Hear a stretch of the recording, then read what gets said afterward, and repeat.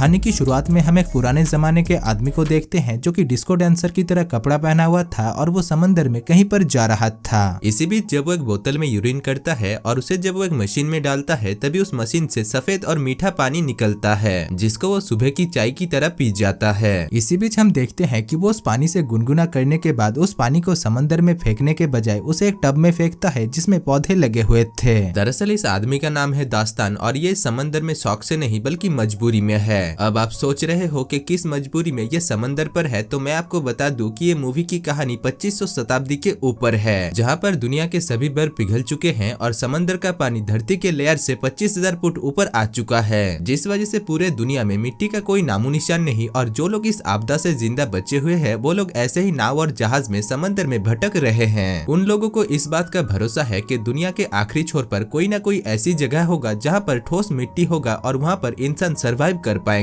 इसीलिए वो लोग उस ठोस मिट्टी के तलाश में भटक रहे हैं। इसी दौरान दास्तान समंदर में कुछ खाने की तलाश में जाता है और काफी देर तक मछली ढूंढने के बाद भी उसके हाथ में कुछ भी नहीं लगता। और वो जब अपने जहाज के ऊपर आता है तभी वो एक दूसरे नाव को देखकर उससे बात करने की कोशिश करता है। वो कहता है कि समंदर में अगर कोई अजनबी एक दूसरे के साथ मिलते हैं तो वो लोग एक दूसरे का सामान अदला बदली करते हैं, लेकिन वो आदमी उसके साथ कोई भी सामान की अदला बदली करने से मना कर देता है और कहता है कि मैं भिखारियों के साथ अपनी कीमती सामान को अदला बदली नहीं करता। दरअसल उस आदमी ने दास्तान के जहाज से एक संतरा चुराया है और इसीलिए वो दास्तान को इग्नोर करके वहाँ से जाने लगता है। लेकिन तभी वहाँ पर दो समुद्री लुटेरे भी आ जाते हैं, जिसको देखकर वो आदमी दास्तान को वो संतरे दिखाकर अपने बोट को लेकर वहाँ से भागने लगता है। पर दास्तान को जहाज चलाना काफी अच्छी तरीके से आता था, इसीलिए वो अपने जहाज को उस आदमी के नाव के पीछे भगाता है और आखिर में वो उस नाव को बहुत बुरी तरीके से तोड़कर वहाँ से चला जाता है। दूसरी तरफ हम उन दोनों लुटेरों को देखते हैं जो कि हाथ में AK-47 लेकर उस आदमी को पकड़ लेता है और उसे जान से मार डालता है। इसके बाद दास्तान अपने जहाज को लेकर समंदर के ऊपर मौजूद एक कबीले के पास जाता है और अपने पास मौजूद कुछ कबाड़ी के सामान को उन्हें दिखाता है। यहाँ पर उनका सरदार वो सामान लेने से मना कर देता है और कहता है कि हमें इन सामानों की कोई भी जरूरत नहीं है। दरअसल ये जगह इस समंदर का स्टेट बैंक है, जहाँ पर सारे व्यापारी बिजनेस करने के लिए आते हैं, जहाँ पर उन लोगों के सामान के बदले में उन्हें पैसे मिलते हैं। यहाँ पर दास्तान उन्हें अपने पास रखी हुई मिट्टी को दिखाता है और वो लोग अपने टीन पत्ती के दरवाजे को खुल जा सिम कहकर दास्तान के लिए खोल देते हैं। असल में चारों तरफ पानी होने की वजह से मिट्टी की कीमत अभी सोने से भी ज्यादा है और वो लोग इस मिट्टी से अनाज की खेती कर सकते हैं, इसीलिए वो लोग उस मिट्टी को वजन करते हैं और दास्तान को उस मिट्टी के लिए 4 टक्का देते हैं। लेकिन दास्तान उनसे कहता है कि इस मिट्टी के लिए उन्हें 4 टक्का नहीं बल्कि 8 टक्का देना होगा, जिसको सुनने के बाद वो लोग मान जाते हैं। इसके बाद दास्तान उन पैसों को लेकर एक दुकान पर जाता है जो कि सिर्फ एक नाम का ही दुकान था, क्योंकि उस दुकान में ऐसा कोई भी सामान नहीं था जिसको दास्तान खरीद सके। इसीलिए दास्तान वहाँ पर पैसे देकर पानी पीता है और टमाटर का एक पेड़ खरीदता है, जिसके लिए उसे अपने आधे सिक्के उस दुकानदारिनी को देना पड़ता है जिसका नाम थी देवसेना। अब दास्तान जब अपने सामान को लेकर वहाँ से जा रहा था तभी कबीले के कुछ लोग उसके पास आकर उसे उस कबीले की एक लड़की के साथ संबंध बनाने के लिए कहते हैं और साथ ही साथ वो लोग ये भी कहते हैं कि ये लड़की जब तुम्हारे बच्चे की माँ बन जाएगी तब तुम हमारे जहाज की सभी कीमती सामान को लेकर यहाँ से जा सकते हो। दरअसल वो लोग दास्तान को उस लड़की के साथ संबंध बनाने के लिए इसलिए कह रहे थे क्योंकि दास्तान काफी शक्तिशाली मर्द है और उसका जो बच्चा पैदा होगा वो भी काफी शक्तिशाली होगा। लेकिन दास्तान उस लड़की के साथ संबंध बनाने से मना कर देता है और वहाँ से जाने लगता है, जिस वजह से वो कबीले के लोग सोचते हैं कि शायद दास्तान कोई इंसान नहीं बल्कि जलपरा है, क्योंकि इतने दिनों तक अकेला रहने के बाद कोई भी मर्द किसी भी औरत के साथ संबंध बनाने से मना नहीं कर सकता है। इसीलिए वो कबीले के लोग दास्तान के ऊपर शक करके दास्तान को पकड़ लेते हैं और उनमें से एक आदमी देखता है कि दास्तान के कान के पीछे एक अजीब सा निशान है, जो कि दरअसल जलपरा के कान के पीछे होता है। इसलिए कबीले के सभी लोग मिलकर दास्तान को पकड़ लेते हैं। इसके बाद दास्तान को वो लोग एक पिंजरे में डालकर उसे पानी में डुबोकर मारने लगते हैं और यहाँ पर हमें पता चलता है कि वो लोग किसी भी इंसान को मारने के बाद उसे नहीं फेंकते बल्कि उसके शरीर को पिघलाकर खाद बनाते हैं, जिससे वो लोग पेड़ पौधे में डालकर फसल उगाते हैं। अब दास्तान को जब वो लोग पानी में डुबोकर मार रहे थे तभी उनके कबीले के ऊपर कुछ लुटेरे हमला कर देते हैं, जिस वजह से कबीले के सभी लोग इधर उधर भागने लगते हैं। यहाँ पर हम देखते हैं कि उन लुटेरों के पास बड़े बड़े महंगे महंगे हथियार से लेकर फाइटर जेट भी मौजूद था, जो कि यूक्रेन के पास भी नहीं था। वो लोग अपने महंगे महंगे हथियार से उस कबीले के ऊपर अंधाधुंध गोली चलाते हैं, जिससे वो कबीला पूरी तरीके से तहस नहस हो जाता है। इधर देवसेना दास्तान को डूबते हुए देखकर उसके पास आती है और उससे कहती है कि वो उसे बचा सकती है, लेकिन इसके लिए दास्तान दास्तान को उसे अपने साथ अपने जहाज में लेकर जाना होगा, जिसमें दास्तान मान जाता है और देवसेना की बेटी जिसकी नाम जूलिया थी उन दोनों को लेकर दास्तान जहाज में बैठकर वहां से निकल पड़ता है। यहाँ पर हमें पता चलता है कि जूलिया के पीठ के पीछे एक नक्शा है जो कि दरअसल उस जगह का नक्शा है जहाँ पर ठोस मिट्टी है, यानी जहाँ पर जमीन है। साथ ही साथ हमें ये भी पता चलता है कि दास्तान सच में एक जलपरा है और वो पानी के अंदर भी सांस ले सकता है। यहाँ पर दास्तान देवसेना से कहता है कि देवसेना और उसकी बेटी में से किसी को उसे मारना होगा, क्योंकि उनके पास पीने के लिए ज्यादा पानी नहीं है और अगर उनमें से कोई भी नहीं मरती है तो वो तीनों ही पानी की वजह से मारे जाएंगे। जिसको सुनने के बाद देवसेना काफी परेशान हो जाती है, लेकिन वो किसी तरीके से दास्तान को मना लेती है। दूसरी तरफ हम उस लुटेरों के सरदार को देखते हैं जिसका नाम गधेरा था और वो अपने साथियों से कहता है कि उसे वो बच्ची चाहिए जिसके पीठ के पीछे धरती का नक्शा है। अब गधेरा अपने सभी साथियों को जश्न करने के लिए उनकी तरफ सिगरेट फेंकता है। तभी एक बूढ़ा आदमी गधेरा से कहता है कि सरदार, जहाज का तेल अभी खत्म होने वाला है। जिसको सुनने के बाद गधेरा बावला हो जाता है और यहाँ पर हमें पता चलता है कि गधेरा अंधा होने के साथ साथ सनकी भी है, क्योंकि वो सिगरेट जलाने के बाद माचिस की तीली को पेट्रोल टैंक में फेंक देता है और इससे पहले कि जहाज का सत्यानाश होता वो आदमी उस माचिस की तीली को पकड़ लेता है और वो लोग बच जाते हैं। खैर यहाँ पर गधेरा अपने एयरफोर्स को उस टैटू वाली लड़की को पकड़ने के लिए भेज देता है। दूसरी तरफ हम दास्तान को देखते हैं जो कि अपने जहाज में देवसेना और जूलिया को लेकर जा रहा था, लेकिन तभी वहाँ पर वो एयरफोर्स आकर उनके ऊपर हमला कर देते हैं, जिसको देखकर दास्तान हथियार लाने के लिए जहाज के नीचे जाता है। इधर देवसेना को लगती है कि दास्तान उस एयरफोर्स को देखकर डर गया है, इसीलिए देवसेना वहाँ पर मौजूद एक हथियार से एक फाइटर प्लेन के ऊपर शूट करती है और वो रस्सी सीधा जाकर उस प्लेन में अटक जाता है, जिस वजह से वो प्लेन उस जहाज को चारों तरफ गोल गोल घुमाने लगता है और तभी वहाँ पर दास्तान आकर किसी तरीके से उस रस्सी को काट देता है, जिससे वो प्लेन फ्री होकर वहाँ से चला जाता है। अब क्योंकि देवसेना ने ही ये सब कुछ किया था, इसलिए दास्तान देवसेना के ऊपर गुस्सा होकर उसकी और उसकी बेटी की बाल काट देता है। इसके बाद जब वो लोग समंदर में भटक रहे थे तभी उन्हें एक दूसरा बोट नजर आता है, जिसको देखकर देवसेना दास्तान से कहती है कि हमें उस बोट के पास जाना चाहिए ताकि हमें उस बोट से खाने के लिए कुछ सामान मिल सके। लेकिन दास्तान उस बोट के पास जाना नहीं चाहता था, पर फिर भी वो देवसेना की बातों में आकर उस आदमी के पास जाता है। वहाँ पर पहुंचकर दास्तान को पता चलता है कि वो आदमी एक सनकी है और वो देवसेना को खरीदना चाहता है, लेकिन उसके पास उसके बदले में दास्तान को देने के लिए कुछ भी नहीं है। दूसरी तरफ वो आदमी दास्तान को कागज दिखाता है और क्योंकि कागज की कीमत अभी काफी ज्यादा है और दुनिया में कहीं पर भी कागज नहीं है, इसलिए दास्तान देवसेना को आधे घंटे के लिए उस आदमी को दे देता है। लेकिन जब वो सनकी देवसेना की वस्त्र हरण कर रहा था तभी वहाँ पर दास्तान पहुंच जाता है और उस सनकी से कहता है कि हमारा डील खत्म हो चुका है, जबकि उसे देवसेना के साथ 5 मिनट भी नहीं हुआ था। इसलिए उस सनकी का दिमाग सटक जाता है और वो एक चाकू लेकर दास्तान को मारने की कोशिश करता है, पर दास्तान काफी शक्तिशाली था, इसलिए उल्टा दास्तान ही उस आदमी को जान से मार डालता है। अब दास्तान को पता था कि देवसेना और जूलिया भूखी है, इसलिए दास्तान पानी में कूद जाता है और एक मछली को पकड़कर लाता है, जिसके बाद वो सभी मिलकर उस मछली का भोजन करते हैं। साथ ही साथ हमें यह भी देखने को मिलता है कि जैसे जैसे दिन गुजर रहा था, दास्तान और देवसेना के बीच दूरियां भी कम हो रही थी और वो दोनों काफी अच्छे दोस्त भी बन चुके थे। इसी दौरान एक दिन दास्तान देखता है कि उनके जहाज के पीछे एक नाव है, जिसको देखकर दास्तान को कुछ भी समझ में नहीं आता, पर जब देवसेना उस जहाज को देखती है तभी वो समझ जाती है कि वो जहाज समुद्री लुटेरों का है। इसीलिए वो दास्तान को बताती है कि वो समुद्री लुटेरे और वो लोग जूलियन के पीछे है, क्योंकि जूलियन के पीठ में दुनिया के आखिरी छोर में मौजूद धरती का नक्शा है। जिसको सुनने के बाद दास्तान देवसेना से कहता है कि ऐसी कोई भी जगह नहीं है। अब देवसेना कहती है कि हाँ होती है, क्योंकि उसे जब जूलिया मिली थी तब जूलिया के पास मिट्टी थी और मिट्टी सिर्फ धरती पर ही मिलता है। यहाँ पर हमें पता चलता है कि जूलिया देवसेना को पानी में बहते हुए मिली थी।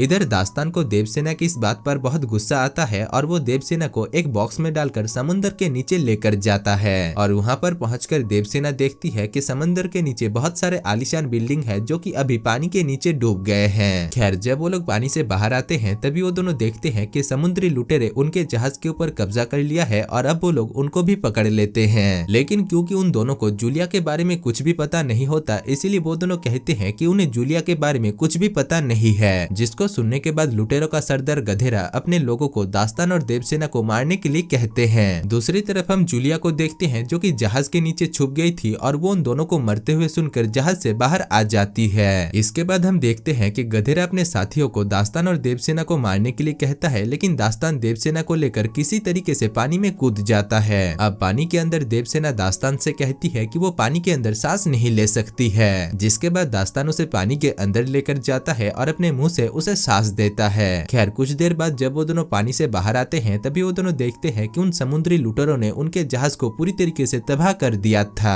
अब क्योंकि उनके पास और कोई जहाज या बोट नहीं था, इसलिए उन्हें मजबूरी में उस टूटे हुए जहाज के टुकड़े पर ही किसी तरीके से रहना पड़ता है। इसी बीच वो दोनों एक दूसरे के साथ बात करते हैं और देवसेना दास्तान के ऊपर पिघल जाती है, जिस वजह से वो दोनों एक दूसरे के साथ रोमांस करते हैं। इसके बाद दास्तान को पानी के नीचे एक कागज मिलता है जो कि उस सन की आदमी ने उसे दिया था। उसको देखने के बाद दास्तान को पता चल जाता है कि सच में दुनिया के आखिरी छोर में जमीन है जहाँ पर इंसान जा सकते हैं, और उस जगह पर जाने का नक्शा और कोई नहीं बल्कि जूलियन के पीठ के पीछे है। इसीलिए दास्तान फैसला करता है कि वो किसी भी हालत में जूलियन को ढूंढ कर ही रहेगा। पर उसके पास जो जहाज था उसकी हालत ऐसा नहीं था कि वो उस जहाज को लेकर समंदर में कहीं पर जा सके। खैर तभी वहाँ पर एक आदमी उड़ते हुए गुब्बारे में आकर देवसेना को उसके नाम से पुकारने लगता है, और देवसेना जब उस आदमी को देखती है तभी देवसेना उस आदमी को पहचान लेती है। दरअसल वो आदमी देवसेना के कबीले में रहता था, इसलिए वो आदमी देवसेना और दास्तान को अपने उड़ते हुए गुब्बारे में बुला लेता है और दास्तान उस गुब्बारे में बैठकर समुद्री लुटेरों को ढूंढने लगता है। काफी देर तक ढूंढने के बाद दास्तान को समुद्री लुटेरों का जहाज मिल जाता है और दास्तान किसी तरीके से छुपते छुपते उनके जहाज के ऊपर चढ़ जाता है। अब दास्तान गधेरे के पास आकर कहता है कि जूलियन को मेरे हवाले कर दो, लेकिन गधेरा जूलियन को उसके हवाले करने से मना कर देता है और कहता है कि तुम्हें यहाँ से कोई भी जिंदा वापस लेकर नहीं जा सकता। जिसके बाद हम देखते हैं कि दास्तान अपने पास मौजूद एक बम को पेट्रोल टैंक के अंदर डाल देता है, जिससे वहाँ पर एक तेज धमाका होता है और कई सारे समुद्री लुटेरे मारे जाते हैं। इसके बाद दास्तान जूलियन को ढूंढने लगता है और तभी हम देखते हैं कि अंधेरा जूलियन को लेकर प्लेन में कहीं पर जाने लगता है, लेकिन इससे पहले कि वो वहाँ से निकल जाता तभी दास्तान वहाँ पर आकर किसी तरीके से उस प्लेन को क्रैश करवा देता है। दूसरी तरफ उस उड़ते हुए गुब्बारे वाला आदमी वहाँ पर आ जाता है और दास्तान और जूलिया को गुब्बारे के ऊपर चढ़ा लेता है। इसी बीच दास्तान देखता है कि उस जहाज में एक बड़ा सा धमाका होता है और सभी लुटेरे मारे जाते हैं। यहाँ पर हम देखते हैं कि गधेरा अभी तक मरा नहीं था और वो एक पिस्टल से दास्तान के ऊपर शूट करता है, लेकिन वो गोली दास्तान को नहीं लगता और जूलिया उस बैलून से नीचे गिर जाती है। पर इससे पहले कि गधेरा जूलिया को पकड़ लेता, दास्तान किसी तरीके से नीचे आकर जूलिया को ऊपर उठा लेता है और वो सभी लुटेरे एक दूसरे के साथ टक्कर खाने की वजह से वहाँ पर एक धमाका होता है और वो सभी लुटेरे मारे जाते हैं। अगले सीन में हम देखते हैं कि उस बुढ़े आदमी को नक्शा पढ़ना आता था और वो जूलिया के पीठ के पीछे जो नक्शा था उसे पढ़ लेता है, जिसके बाद वो लोग फाइनली उस जगह पर पहुंच जाते हैं जहां पर ठोस मिट्टी है। अब जमीन पर पहुंचकर वो लोग काफी खुश हो जाते हैं और उन्हें वहां पर एक झोपड़ी दिखने को मिलता है, जिसके अंदर घुसते ही उन्हें वहां पर दो कंकाल देखने को मिलती है, जो कि दरअसल और किसी की नहीं बल्कि जूलिया के माता पिता की है। वहाँ पर वो टैटू करने वाले हथियार भी है, जिसके ऊपर उन लोगों ने जूलिया के पीठ के पीछे एक धरती का नक्शा बना दिया था। खैर इसके बाद दास्तान उन सभी को वहीं पर ही छोड़कर वहाँ से जाने लगता है, क्योंकि दास्तान एक जलपरा है और वो पानी में रहना ही पसंद करता है। और दोस्तों इसी के साथ ही इस खूबसूरत मूवी की कहानी खत्म हो जाती है।